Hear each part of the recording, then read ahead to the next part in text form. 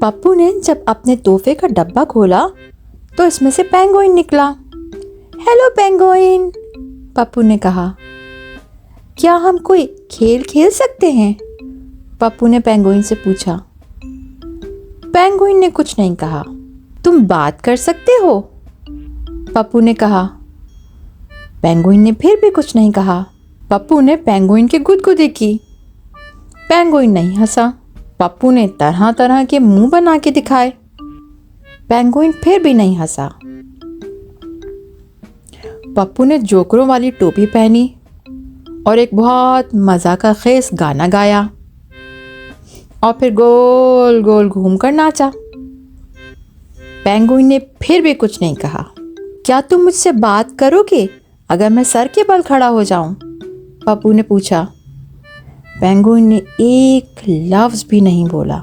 تو پھر پپو نے پینگوئن کے پیٹ میں انگلیاں چبوئیں اور پینگوئن کو منہ چڑھایا۔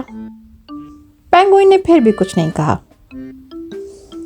پھر پپو نے پینگوئن کا مذاق اڑایا اور پینگوئن کی نقلیں اتاری۔ پینگوئن پھر بھی کچھ نہیں بولا۔ پپو نے پینگوئن کو نظر انداز کیا۔ پینگوئن نے بھی پپو کو نظر انداز کر دیا۔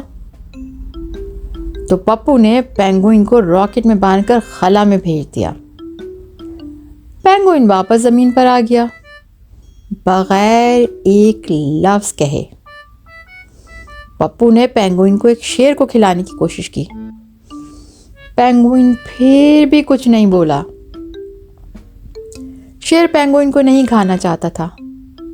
پپو کو بہت شدید غصہ آ گیا۔ پینگوئن نے کچھ بھی نہیں کہا۔